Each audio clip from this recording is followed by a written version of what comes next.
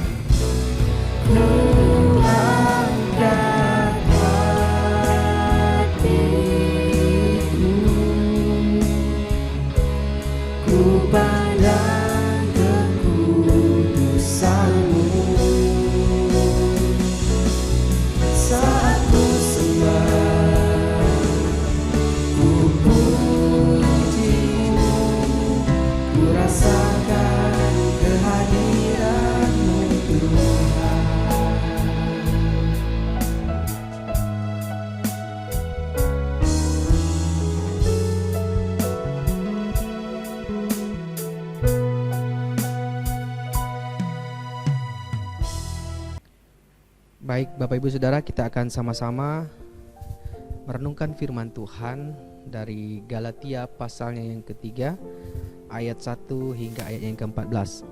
Saya akan membacakan untuk kita hanya dari ayat yang pertama hingga ayat yang ke-7 saja ya.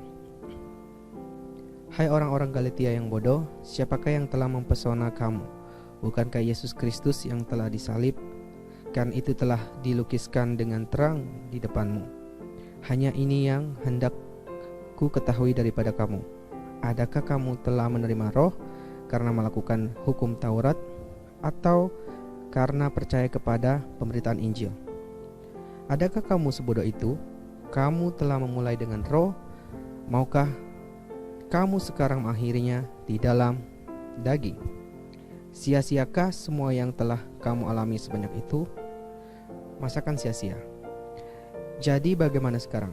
Apakah Ia yang menganugerahkan roh kepada kamu dengan berlimpah-limpah dan yang melakukan mujizat di antara kamu berbuat demikian karena kamu melakukan hukum Taurat atau karena kamu percaya kepada pemberitaan Injil?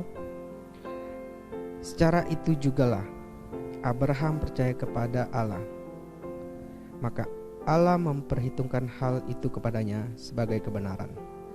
Jadi kamu lihat bahwa mereka yang hidup dari iman, mereka itulah anak-anak Abraham. Bapak Ibu Saudara, suatu kali ada seorang ahli akrobatik yang sedang melakukan pertunjukannya. Jadi dia sedang berjalan di atas tali, menyeberangi sebuah sungai. Jadi dia menyeberangi sebuah sungai. Kemudian dia mengundang satu penonton untuk ikut. Nah, yang ikut ini kemungkinan besar tidak punya keahlian itu. Jadi dia digendong oleh ahli akrobatik itu. Di tengah perjalanan, orang yang digendong ini tiba-tiba minta turun dan ingin menyelesaikan perjalanannya sendiri. Apa yang Bapak Ibu Saudara pikirkan tentang orang ini? Tentu banyak dari kita yang akan berpikir bahwa orang ini bodoh sekali. Dia sudah sama-sama dengan ahli akrobatik itu untuk menyeberang ke seberang, tetapi dia meminta untuk berjalan sendiri.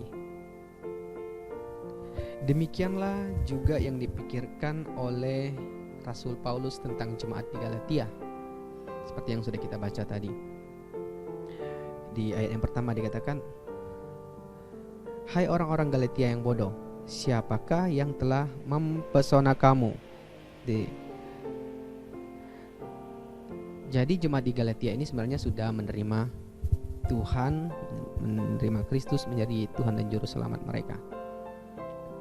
Tetapi ada sebagian di antara mereka berpikir bahwa keselamatan itu bisa karena usaha sendiri. Ada sekelompok orang di Galatia yang mengajarkan bahwa untuk diperhitungkan sebagai anak-anak Abraham, itu mereka harus melakukan hukum Taurat. Mereka harus disunat. Tetapi Rasul Paulus dengan tegas mengatakan dalam argumennya, dia bilang gini, Abraham percaya sebelum dia disunat, dan Tuhan memperhitungkan kepercayaan dari Abraham itu sebagai sebuah kebenaran. Bagaimana mungkin kita yang sudah diselamatkan berusaha untuk mendapatkan keselamatan itu dengan usaha kita sendiri? Itu enggak akan mungkin. Tidak ada orang yang dibenarkan karena hukum Taurat. Karena untuk melaksanakan keseluruhan dari hukum Taurat itu sangat tidak mungkin untuk manusia. Makanya Yesus harus datang ke dunia. Kalau misalnya hukum Taurat ini bisa menyelamatkan banyak orang, menyelamatkan dunia, otomatis Yesus tidak akan datang. Tetapi Allah sadar bahwa ini tidak mungkin.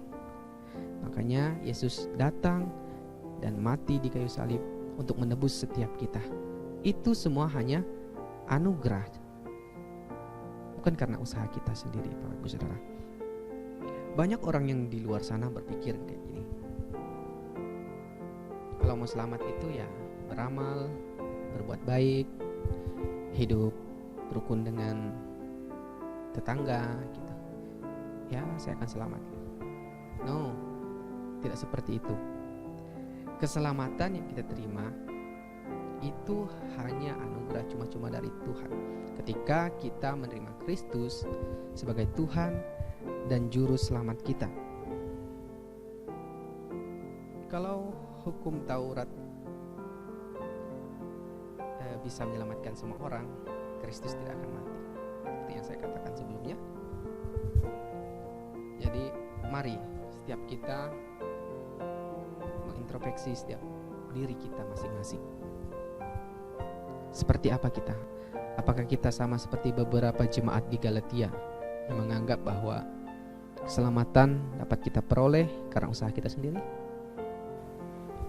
Mari Bapak Ibu Saudara, kita datang ke hadapan Tuhan. Sebagai doa yang pertama, mari kita mengakui setiap kelemahan kita kepada Tuhan. Kita datang meminta pertolongan Tuhan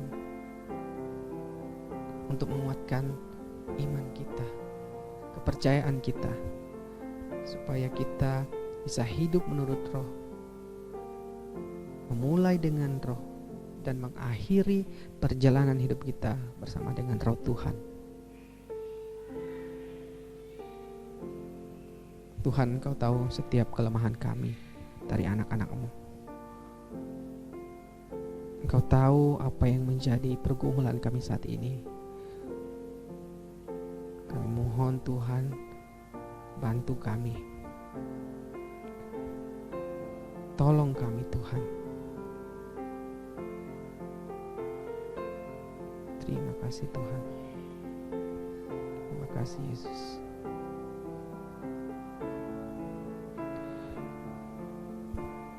Kami bersyukur Tuhan untuk firman Tuhan yang telah datang malam hari ini, mengingatkan setiap kami untuk hidup dan melakukan firman Tuhan di dalam kehidupan kami. Kami hidup menurut Roh dan akhiri perjalanan hidup kami bersama dengan Roh juga. Terima kasih dan terima kasih Yesus. Doa kami hanya di dalam nama Tuhan Yesus kami berdoa. Amin. Selanjutnya Bapak Ibu, mari kita berdoa khusus untuk para pelayan di acara HUT gereja yang ke-26 tanggal 13 Juni nanti. Kita doakan para pemain musik, WL, singer, dan hambanya Pak Budioneli yang akan menyampaikan kebenaran firman Tuhan. Kiranya memberkati dia, mengurapi dia juga. Kita doakan juga semua hal-hal yang telah dipersiapkan oleh panitia, biarlah semua bisa terlaksana sesuai dengan kehendak Tuhan. Mari kita berdoa. Tuhan, kami mau berdoa untuk persiapan HUT yang ke-26 GKI Palopo tanggal 13 Juni nanti.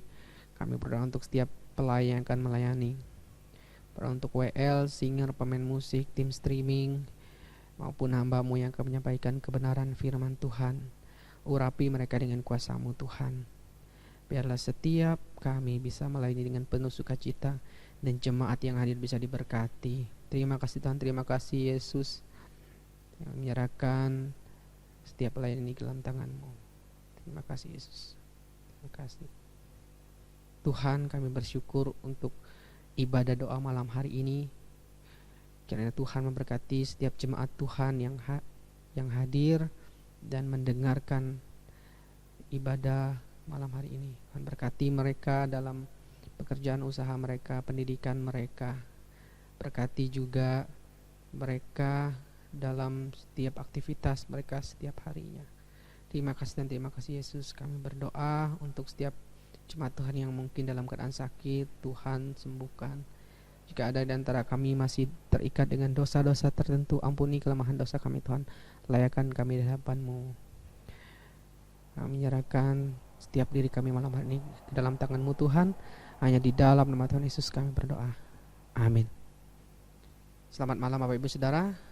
Tuhan Yesus memberkati.